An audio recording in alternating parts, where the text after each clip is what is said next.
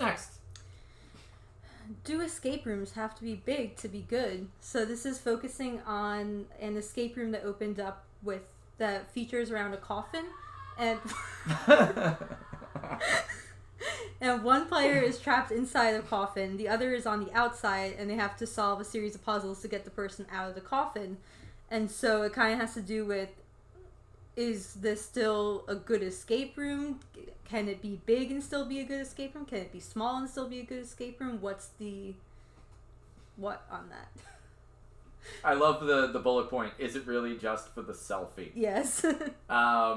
No, I don't think escape rooms are just for the selfie. I don't think people are going and spending that kind of money and that kind of time just to be able to, at the end, hold up a "we did it" sign so their friends see it online. And at like, the same time, oh, John and Martha were able to beat an escape room. They must be smart. At the same time, we heard about that girl who went through Witch Hunt and was trying to look up all the answers beforehand. She couldn't find them because we don't post our answers online, but... And we have alerts set up for if anyone does, and this is not a call to action, but in the years we've been operating as Trapdoor, so since 2015, no one has ever spoiled any of the games. One person tried to spoil things in a bad review of us. And they ended up getting flagged because it was sensitive content that was very obviously sabotaging people's games. So that ended up pulled anyway. But so pictured is the game in question here from the article. And that is a very small coffin. I would not want to be in there. You'd have to be cradled up in there. I don't even think you could fit standing. Now, having said that, we have a new streaming show coming soon called Buried Alive. That is kind of a reboot of the Buried Alive we did as Microtone a couple years back. And Buried Alive puts the streaming character inside of a coffin box that we built. But even that box is enormous compared to this one. And we're not putting our customers in here. We're putting, our own staff. Because now, granted, if you get in there, you'll be screaming like the young lady downstairs. But the confined space is going to be a major issue for anyone booking this. Yeah. I know, for example, like Six Flags Great Adventure does a contest yearly now. Whoever can stay in the casket the longest. I do think that's a really cool contest. Yeah. As a concept, but would people pay to be locked in the coffin? To be locked in the coffin? That's a different thing. Doing it as a challenge is one thing. Doing it as a fun, immersive night out is another. Now, having said that, also Kamnata Quest does I don't know if they still do, but they did a coffin experience where you were locked in a coffin and had to solve your puzzles to get out.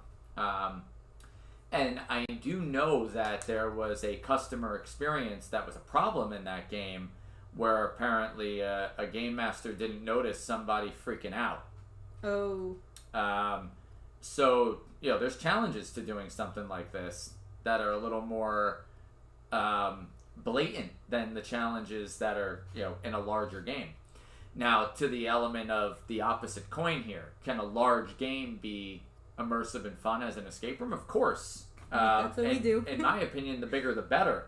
We're always trying to outsize ourselves when it comes to the experience, because the bigger the world, the more to explore, the more you can immerse the players. Yeah.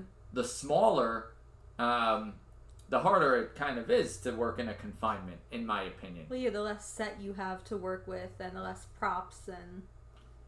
Now, having said that, there's obviously challenges as well to larger scale games.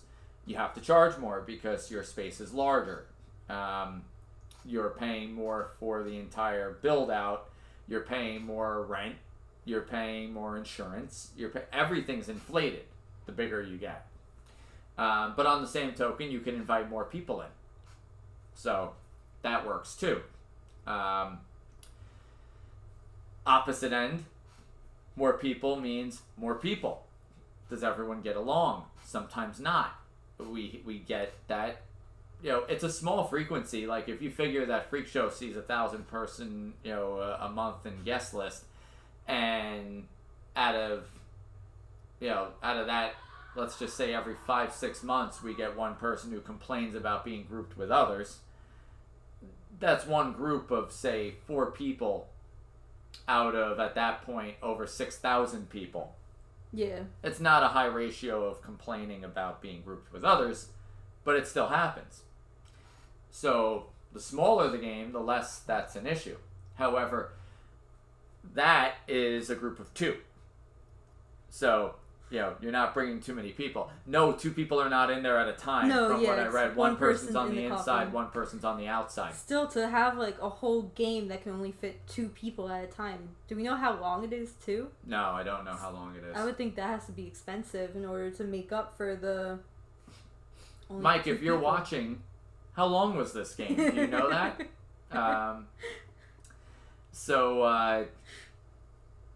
And I guess the last bullet point there is it just for the selfie? I started this conversation saying I don't think so. Mike said it's 30 minutes. Okay, so still, like, for just 2 people for 30 minutes. I don't know. We did, for Red Bank, we did an event appropriately called Red Bank Halloween, where I was put in a straitjacket and then put inside of a giant box, and then the box was chained up, and it had padlocks, and basically all the kids that were at the event collectively came together to solve their way into the box to get me out so that I could escape. And then I did straitjacket escape, which I legitimately did and learned how to do, and figured out how to, get my body out and the whole deal. It was a lot of fun. And the kids really took to it. Mm-hmm. And I was out of that box in about, I think, just shy of 50 minutes. That was a long time to be in that box. Now, granted, that's 20 minutes longer than that situation. And it's very unique being in the box and listening to everyone outside the box trying to solve you out of it. Do they know that you were in there? Yeah. Okay. Yeah. So, there is a unique aspect to this. Having said that, it might be kind of fun to see, like, if you had one person in a box and then 5 others or 6 others around it trying to solve you out. Yeah. But then someone always has to be okay with being the one in the box. Yeah. Unless your game master is the one in the box. Ooh. That'd be an interesting job. So, by the end of the game, it's great to have the you win photo, but I don't know. I think it's a big plus, but I wouldn't know if people do it just for the selfie. Like, it's definitely a factor in it. Sure. I wouldn't say they do it just for Everybody's got ego. Yeah.